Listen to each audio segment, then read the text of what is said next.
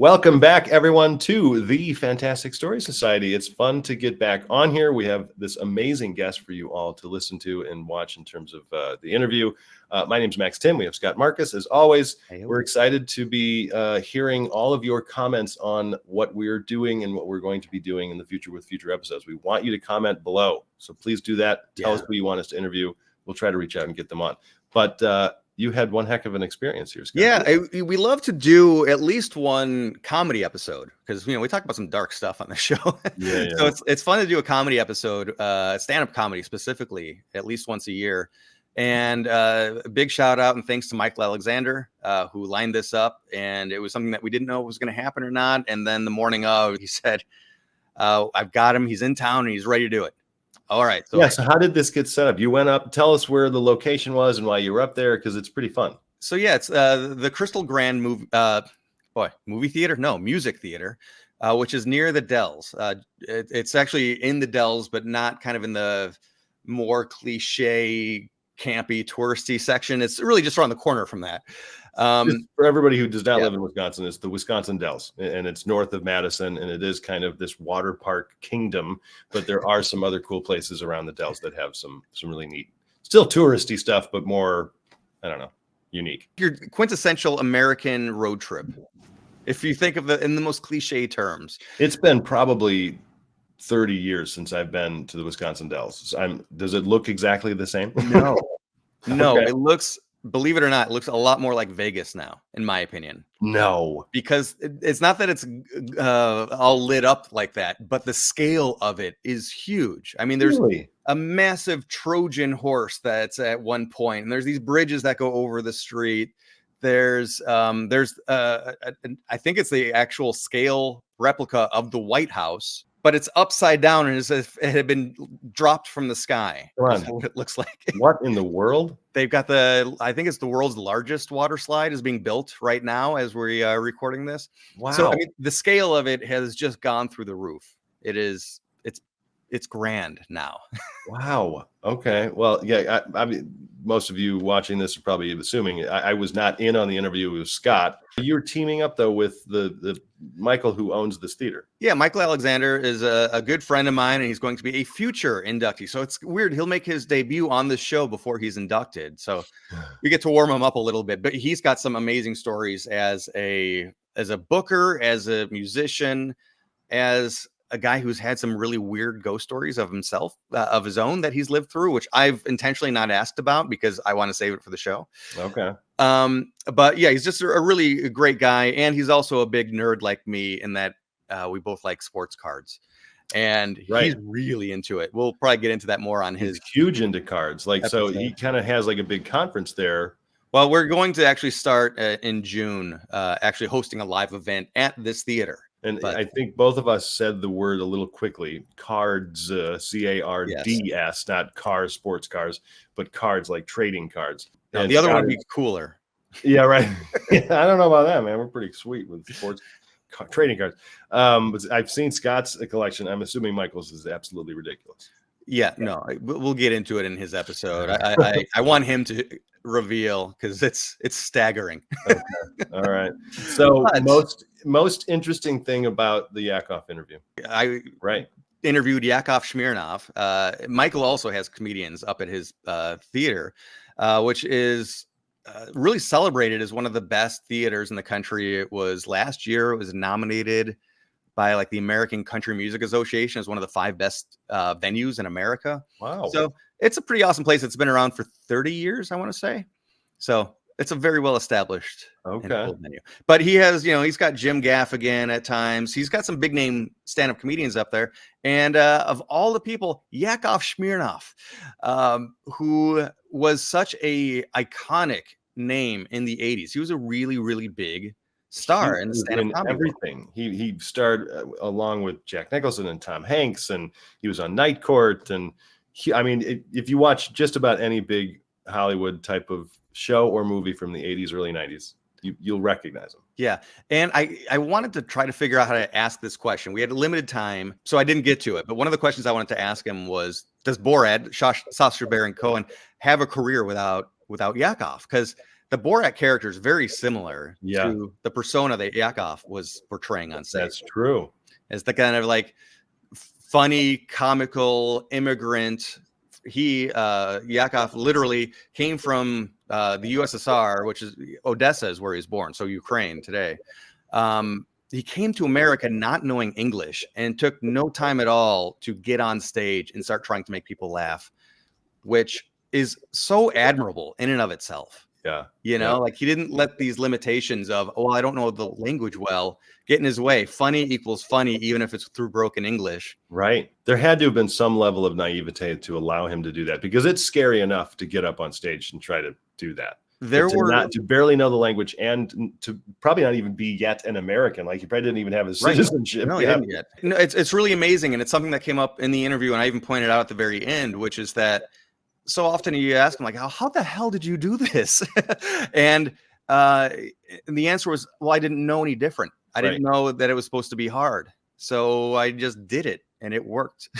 Yeah. There's such a lesson from that. It's just like blind ignorance, but Ignorance in a positive, optimistic way. Yeah. Ignorance is bliss. Yeah. Wow. Well, I wish I would have been able to join you for that interview, but I totally get it. It was like this last minute thing. But in a way, this is kind of a fun kickoff to our summer interviews here, and we're going to get a whole bunch more going through the summer. Scott and I are crazy busy this year, and we haven't even scheduled anything for local road trips, which we still need to do. I was actually just thinking about that as well, because we have to get some things on the books for later in the summer.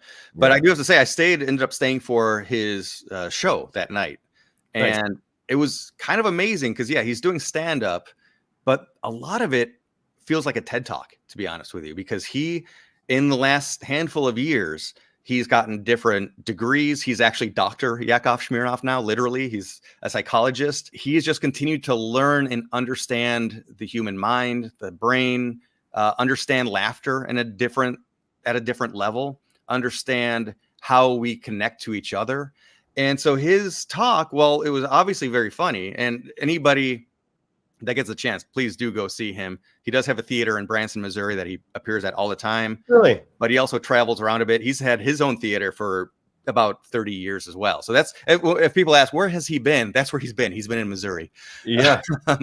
But it's actually a really fascinating presentation that he gives, because it's very insightful and thoughtful.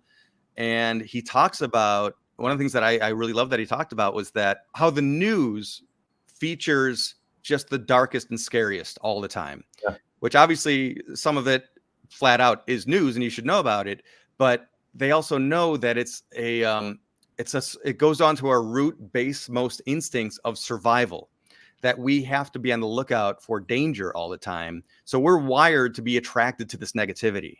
Yeah. Which has always been something I've wondered, like, why the heck do people so strongly go negative so quickly? And it's hard to get people to go positive or to look on the positive side. Yeah. To him, it's evolutionary. And as long as you're aware of it, then you can make that conscious decision that, hey, let's do something more positive with the day. Then Just a really basic low level example, the Weather Channel app. Yeah. I look at it. It's like one of my main apps. I look at it ever since I moved back from Los Angeles. When you're in Los Angeles, it's like, what's the weather going to be today? Probably the same as it was the past 7 months. But in the Midwest, I need to look at the weather because it changes constantly. We had 2 tornado warnings last night.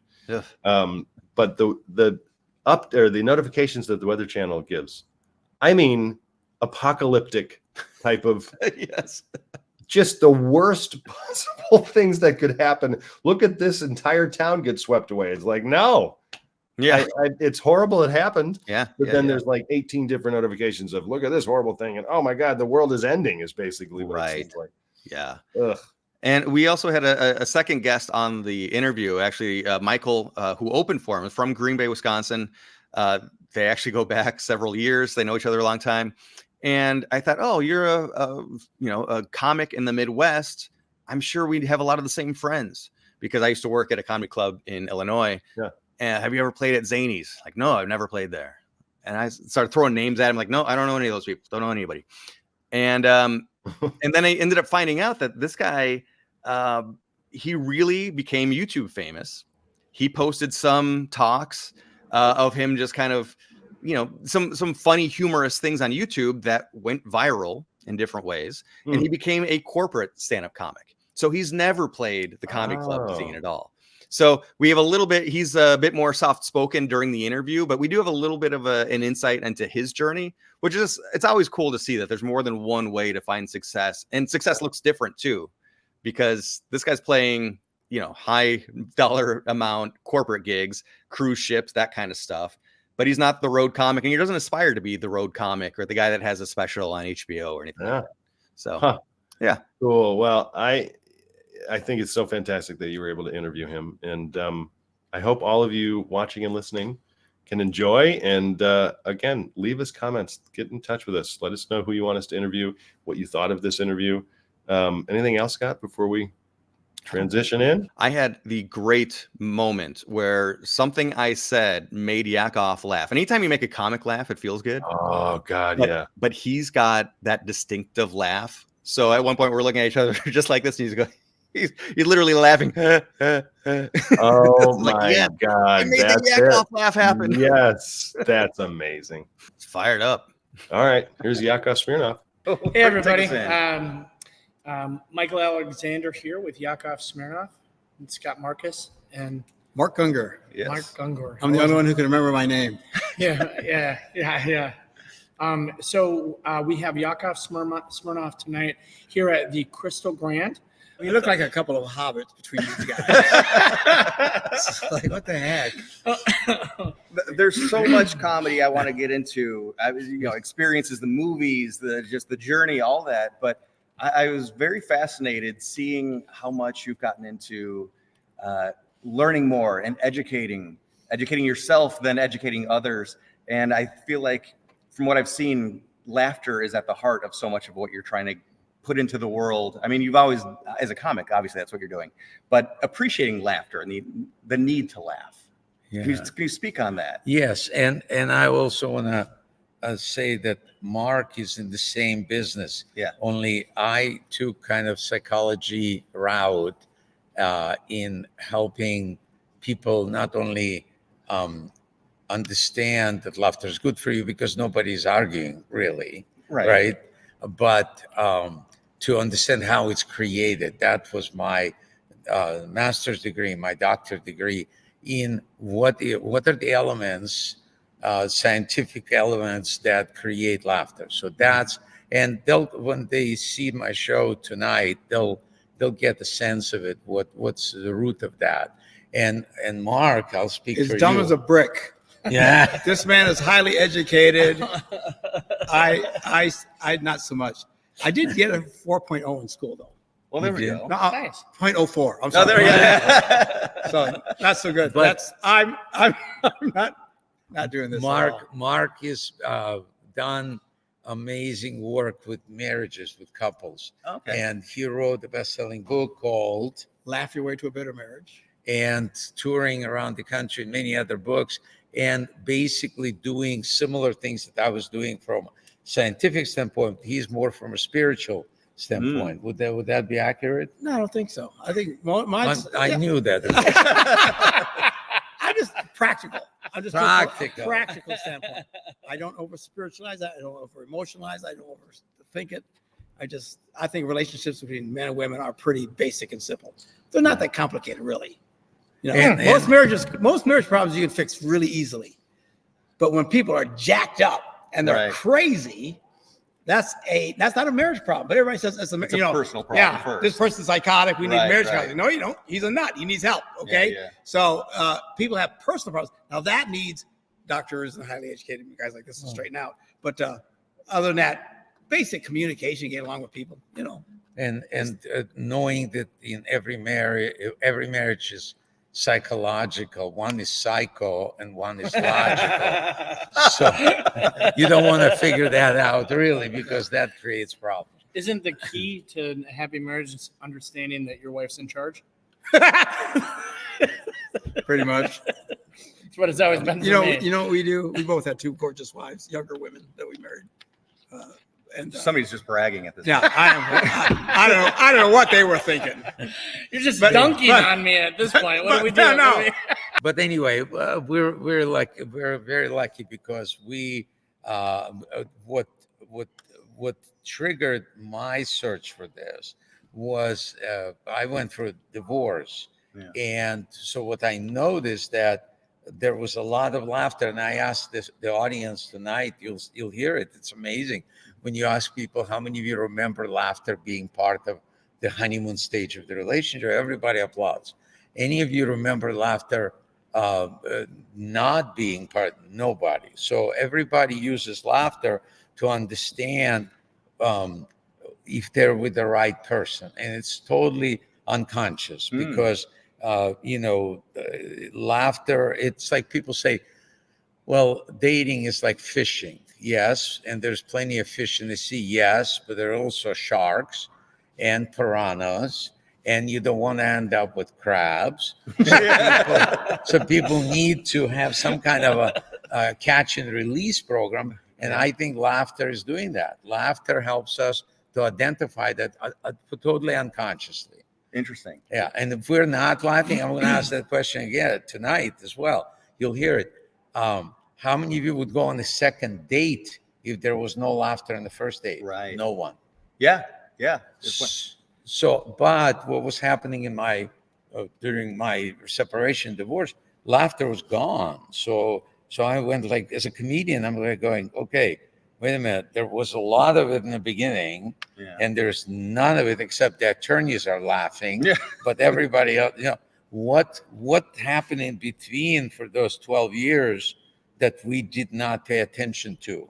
Sure. And it shocked me as I was doing that research that really the two main elements to create laughter is meeting the other person's needs, whether it's waiting for them, whether it's whatever it is, meeting the needs, and then humor will automatically trigger the laughter.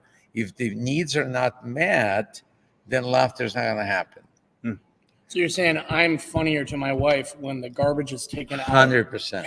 I couldn't agree more. 100%. Load the dishwasher, you're hilarious. Absolutely. I mean, it's that simple. Yeah. But in the beginning, think about our honeymoon stage. We do that organically at the because we want to get something out of this. So we look for what else you need, what else you need, what else you need. And there's laughter. And then we stop doing that and laughter goes away.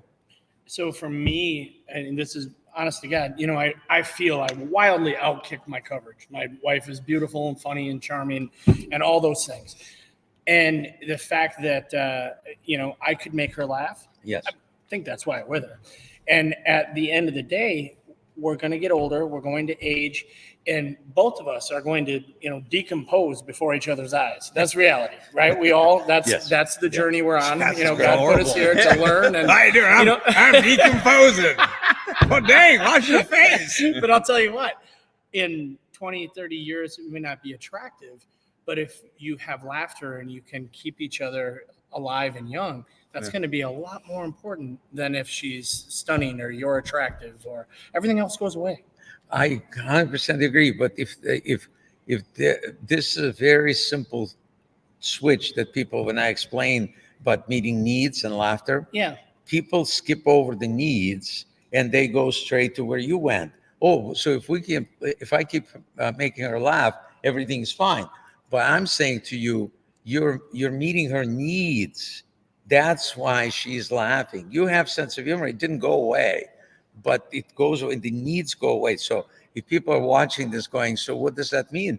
Taking out the garbage, whatever it is, vacations, flowers, whatever. I mean, there's no day when my wife doesn't have fresh cut flowers in our kitchen. Okay. To me, that's just part of maintenance. It's like you water the flowers. He's ringing the bar. Oh, dang. Yeah. I suck. Katie, if you're watching, you might want to turn this part off. They're not catching it, Katie. They're not catching it. I mean, think about this. But it's like this. Remember, like the Tonight Show with Johnny Carson when he did that Conan, not Conan, Coach. What's his name? The guy with the big hat that he was reading. Karnak. So what did he do? Magnificent. Yes. Yeah. So what did he do? He did the joke in the reverse. Punchline first. In the reverse, right? Yeah. And he didn't get a laugh. And then he made the switch. I'm saying to people, do the first thing first. The setup is meeting the needs, and the second thing is the punchline, is your sense of humor, and the result is laughter. That's awesome. There, I'm done. I dig I it. love it. I love it. I love it a lot. And so, quick note from the producer: try to avoid slamming the table. Oh, God. Okay. Sure. I get excited. Yes, we're not Khrushchev here. Yeah, hear you. So I've had people say to me that they are a little turned off from stand-up comedy because they feel it's too mean-spirited or goes negative. But I don't feel that from your comedy. And of course, that's not true of all comedy. But, you know, for both of you, I'd like to hear about, establishing your voice as a storyteller, as a comedic storyteller. How did you find that vibe, your character, your on-stage persona? I'll let you go. I'll I don't explain. know. It just came natural for me. Yeah. It just did. Is it really just you on there, or are you playing any kind of a role at all? No, it's just me telling stories. Actually, I come from my whole family's nuts. I mean, we My all have brothers our and history sisters. that made us who we are today. Yeah, So, but I mean, as a storyteller, I say I'm more of a storyteller than a one-liner. sure. You know, Yeah. and crazy things happen to me. And you share it with people. You say it. Well, what you're gonna watch tonight? He's gonna go first, Mhm. and you'll see his description of men and women. It's hilarious because it's just spot on, and it makes everybody laugh because they can recognize themselves in that situation. And he's talking about generic men and women. Right. It's no. In my case, what happened? I happened to be, I guess, at the right place at the right time. I was a comedian in the Soviet Union, which was not easy to be, but it trained me to stay stay between the lines. I couldn't talk about politics, government, sex, religion. The rest was fine. Right? Yeah. So Did they laugh? They did. So I was in the Soviet Union. Nobody was laughing when I was there. but it Everybody depends. walks around with no joy. On their That's face. true. That's true. To them, if you're smiling, that's a sign of mental illness. Yeah, and they would put you away for laughing. But when you're a comedian and you learn what the audience needs there, and you just have to tell jokes about mother-in-law or whatever, as long as it doesn't. And the government had the Ministry of Culture that would approve your material before you could tell the jokes. Can you imagine Right. that? No, Every not at joke had to be Every Yeah. for a year, Had to the whole approve it. year. Yeah.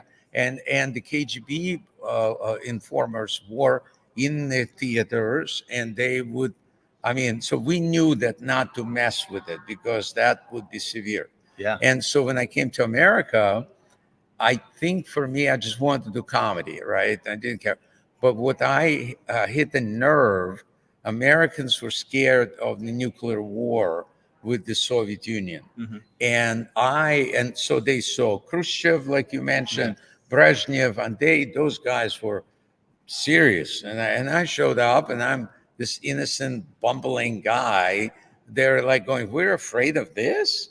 And it changed the whole dynamic. So I was able to kind of, without even understanding this, just keep going and going. And all of a sudden I'm on Tonight Show and making movies. I thought everybody does that. I didn't know. I literally, and I'm not trying to say I was focused, and I didn't realize that until 1991, when the Soviet Union collapsed. Right. And then David Letterman had a top 10 list of things that will now change, that the Soviet Union no longer there. I made number one on the list. Yakov Smirnoff will be out of work. Yeah. Right. Yeah.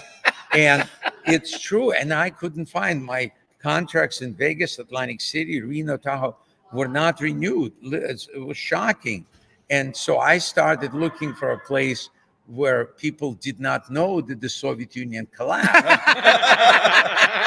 And you found it. I found Branson, Missouri. And they still don't know.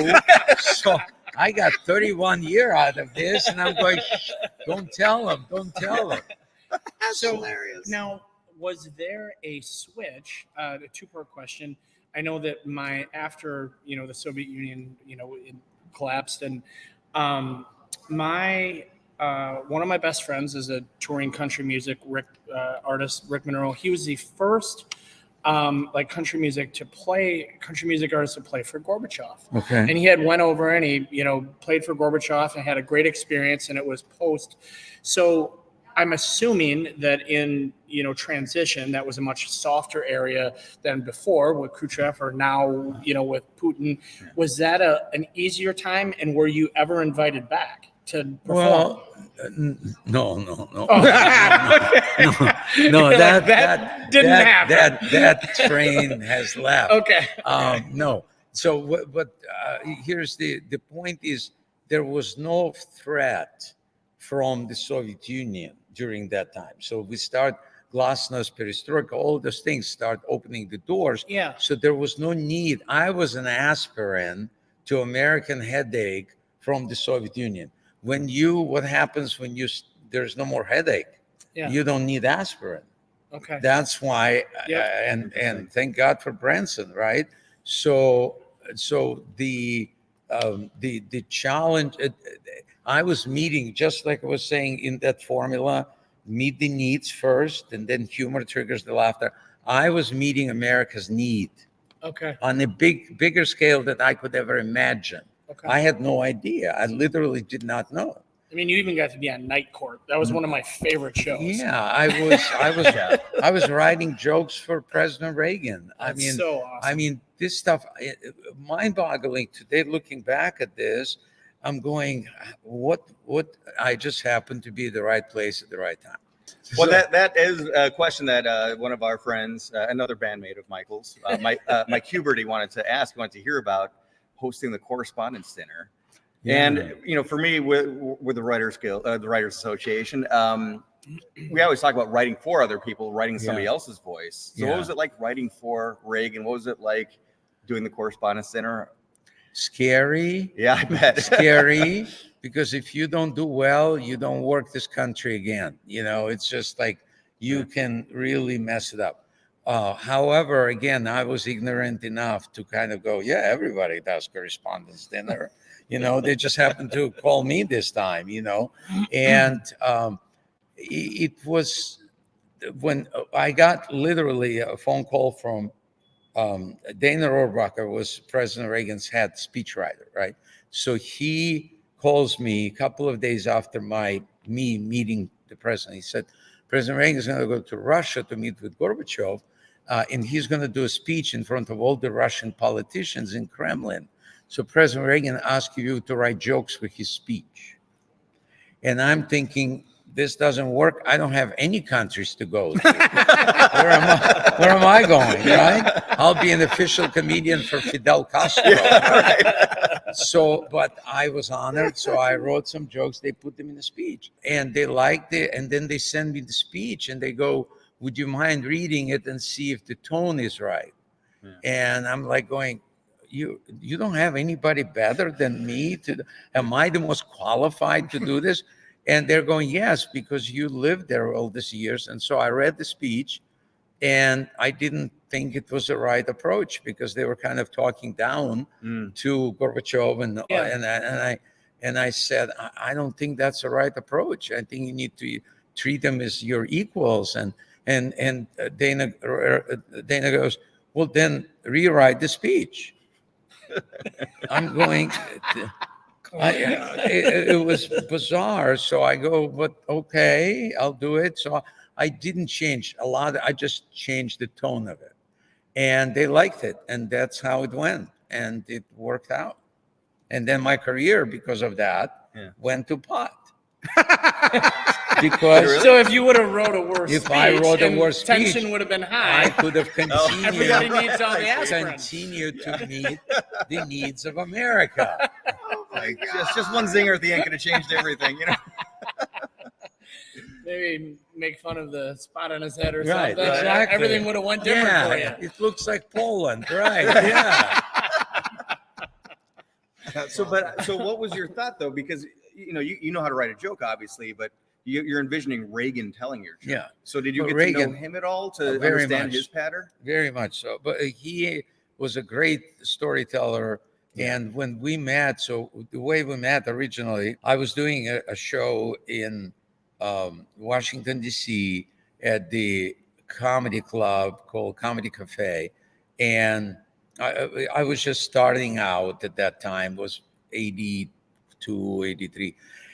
And there's a guy comes over to me after the show and he said, I'm hosting President Reagan and Nancy Reagan at my house in a couple of weeks. Would you like to be our guest? Because I think the president will like your humor. Okay. And I go, I'm thinking this guy is off the rocker. He's got Reagan coming to his house. Right, exactly. So he calls, and he was the chief editor of Washington Times newspaper. So he was actually, pretty powerful guy in Washington at that time. So I went there, and it was crazy because here I am. I'm just, I came 77, so I've in America 5 years, but I'm still have a lot of anxiety, like going, are you kidding me? There's FBI and there's Secret Service, and I'm like, I'm in the car with this guy, Arno, his name, Arno the Porsche guy. And so we pull in, and there's helicopters hanging over their neighborhood, 2 helicopters, huge, and barricades, and those guys with machine guns. And it's like, I'm going there. I mean, this is, so I'm sitting, I slide into this seat, into this, and I'm going, this is not going to go well. And so I go there, and they frisk he said, I'm the owner of he said, we don't care. And they frisk him, and they get all the IDs. And then I go, well, I'm not going to pass this test. And the guy points a flashlight on me and goes, you did Miller Lite commercial, right? I go, yes. He said, go in. So Miller Lite got higher than Washington Times. Yeah. That's hilarious. So then the president came in, and there was only like 18 people there. And him and he just introduced me, Arno introduced me. And from that on, we were just telling jokes for the whole evening. The whole evening, everybody's laughing. There's 16 other people laughing, and we're just talking, telling jokes. So there was natural, organic, something happened that made them call me and wanted me to help out with that. I watched the special you did a couple of years ago where it looked at Putin and Trump, just saying that these guys need to laugh more. Was kind of the beginning of it. Should there be more comedy and like actual laughing, not at people, but just having fun? I go back. I know I sound like a parrot. Are we meeting the needs of that other country? Yeah. If we're not, they're not going to be there. It doesn't matter what jokes you tell.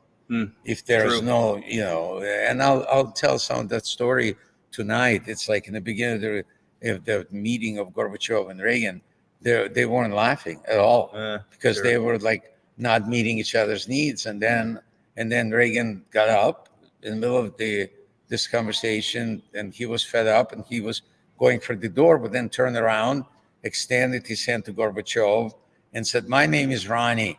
Can I call you Misha? Can we just be friends and play?" And that met the needs of Gorbachev, and then they start laughing, and that's how the Cold War ended. Jeez. Well, without respect, you don't have anything in any Yeah, relationship. And if there's not an even playing field and you can't find respect, you have nothing.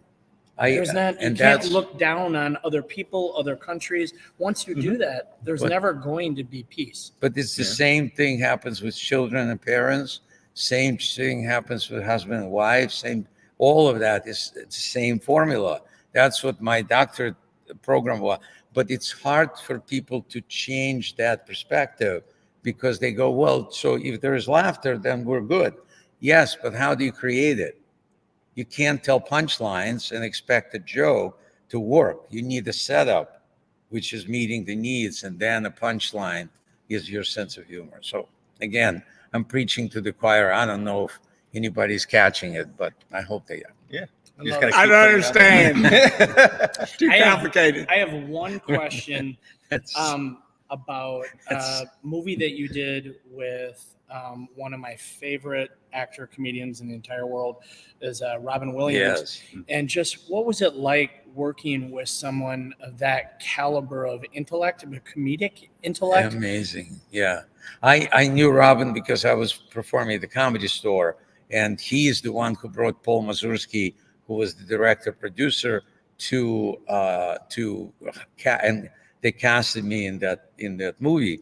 Great And casting for the record. well, thank you.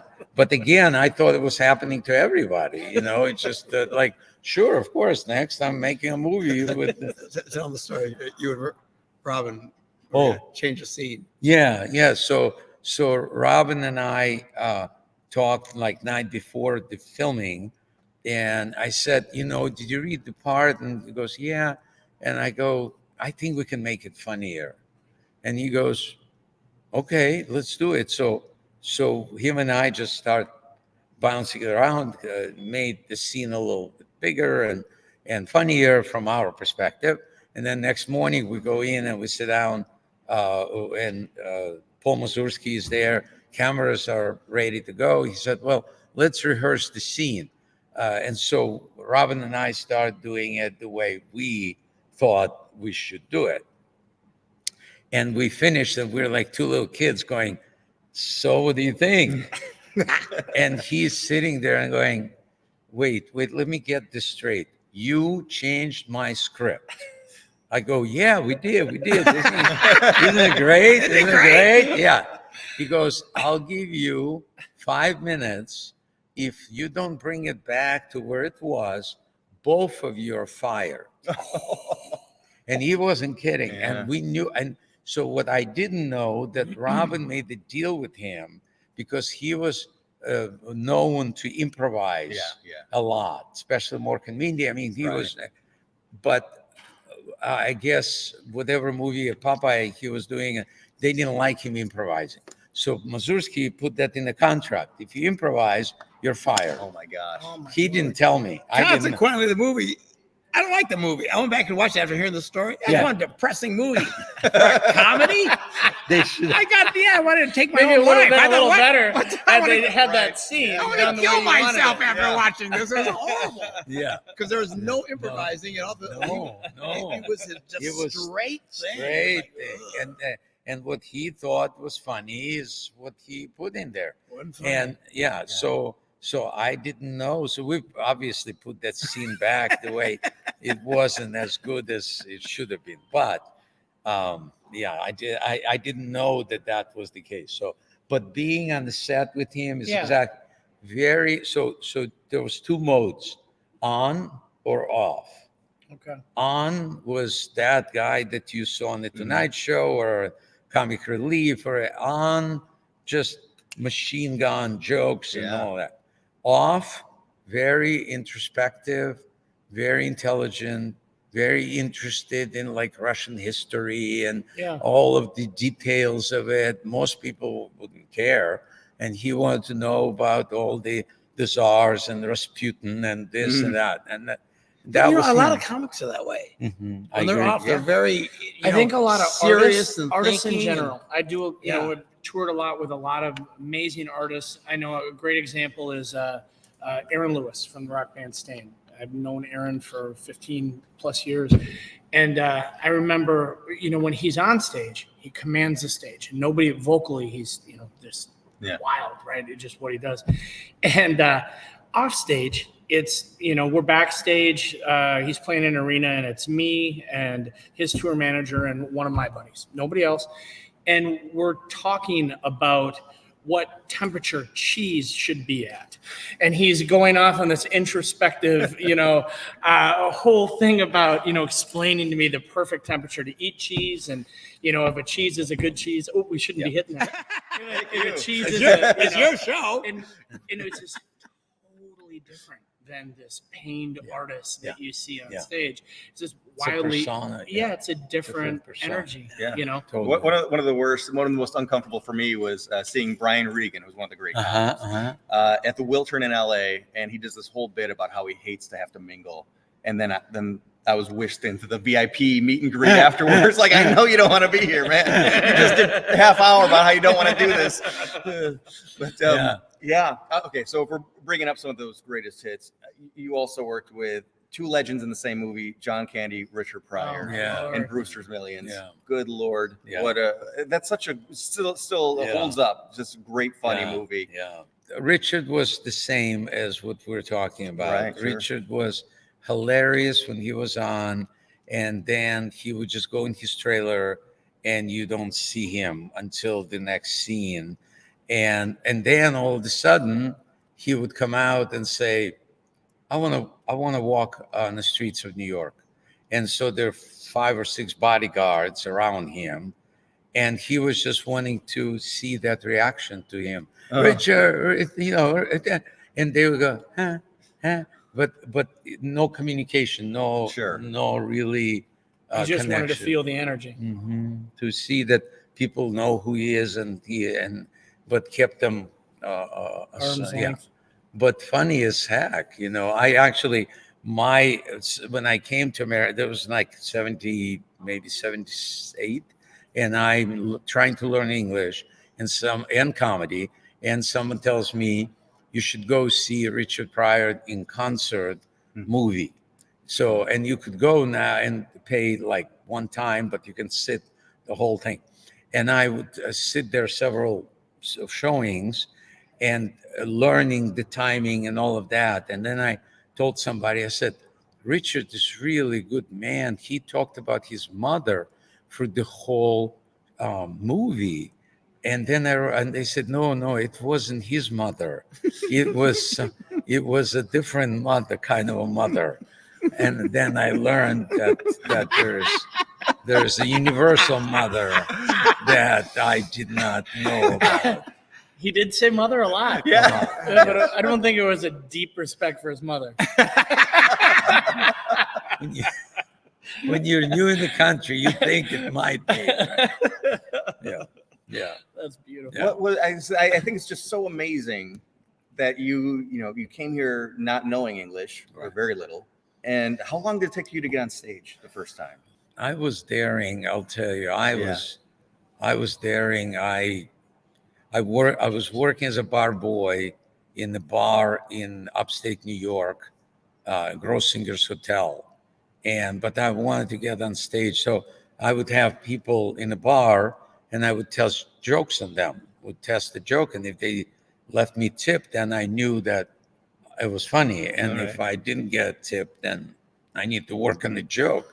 And so I collected few of them, and then asked the manager of the hotel. I said, "Can I go?" And then they said, "Well, you can't go on real stage, but in the afternoon there is like Simon Says a game with the older folks, and they might give you a spot there." So they did, and I told few jokes, and I remember one woman laughing very, very hard, and then I realized that she had seizures.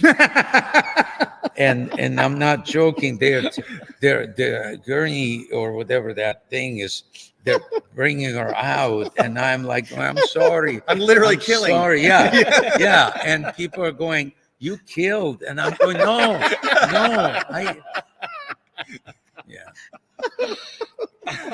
How about for yourself? Not have you murdered anyone with comedy, but the first time going up on stage, the time between saying I want to get into comedy, preparing material, and then finally getting up on stage for the first time. When did you know you were ready? Well, so my door, no one's mentioned it yet because sometimes people freak out because I'm actually a minister. Oh, okay. Everybody freaks out. Don't say poop or whatever. So you're used to relax. Talking. Everyone say come. I said, don't say mother. Right? Yeah. So I'm on a stage constantly, right? I'm always preparing in front of people, and just people would laugh. And I was actually trying to be serious when I first started doing the marriage things. I was trying to be serious, and people still keep laughing.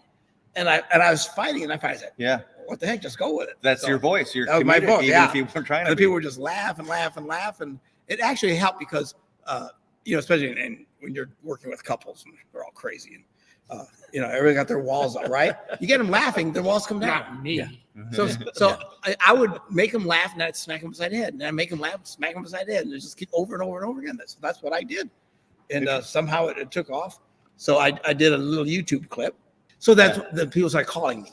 Sure. And so I started going and doing these things. So I didn't do the real thing. I didn't do clubs or anything like that. Wow. Just people started calling, and companies would pay. I think you should just listen to your heart. I mean, for me, I didn't have an understanding that you cannot be a comedian if you don't speak English. Yeah.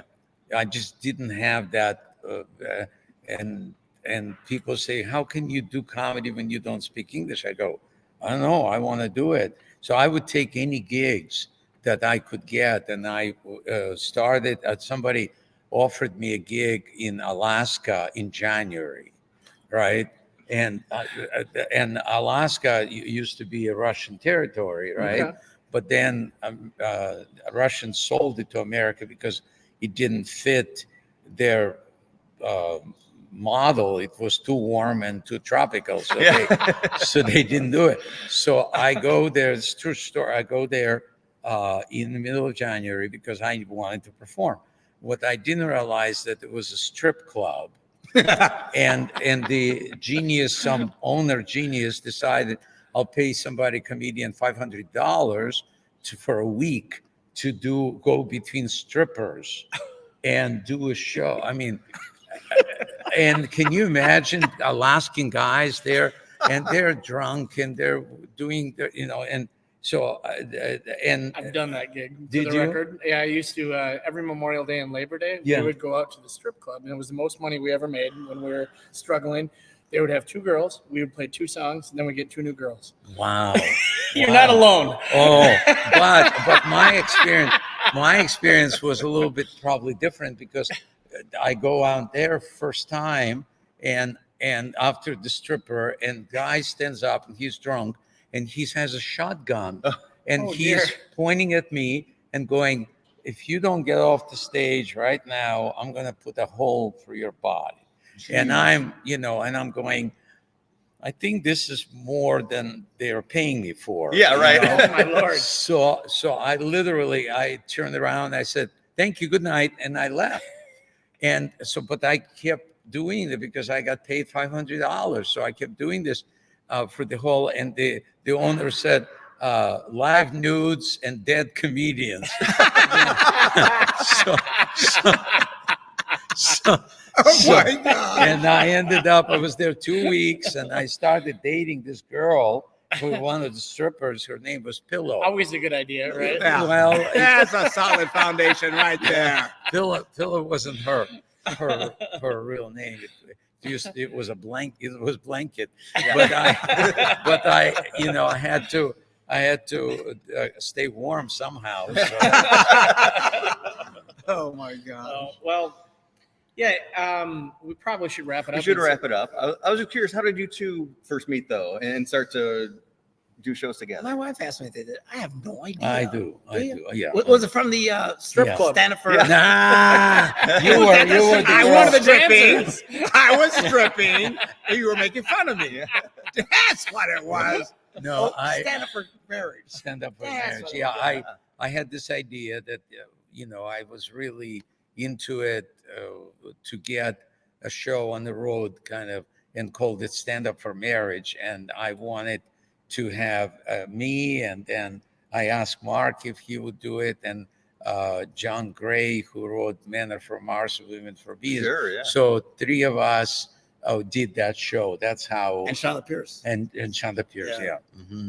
So we did that, and that's how we stayed friends and reconnected. Just not too long ago, went on a cruise, and I called him and I go, well, you want to try to do couples cruise? And he goes, okay, let's do it. And we did that 3 weeks ago. Oh, wow. Yeah. Well, Yeah. welcome back. And to enjoyed shore. each other. Yeah. That's cool. It was fun. Yeah. So we decided, and then I said, well, I'm going to be in Wisconsin Dells. And he goes, well, I live in Green Bay. I'll just drive. And so an opportunity for us. That's great. And then I said, well, if you want to go up for a few minutes to kind of because he is going to, yeah, I think you'll enjoy it. That's cool. Yeah. I always like to take lessons away from conversations too. And Okay. there's something that you said many times here, which is something that I've come across, I've observed a lot, which is people succeed when they don't know it's supposed to be hard. And, you know, not knowing, being blind to those hurdles sometimes is a blessing. So if anything else, and then keep laughing, I suppose, are the lessons we take away from If this you one. meet each other's needs. There we go. Yeah. There we go. Michael, where can people go to find out how to party with us tonight? Go to crystalgrand.com. You know, it'll just be a great fun pre-party, post-party. These two gentlemen, all the laughs, all the fun. Please, crystalgrand.com. Thanks for watching, everyone. Thank Thanks you. for watching, everybody.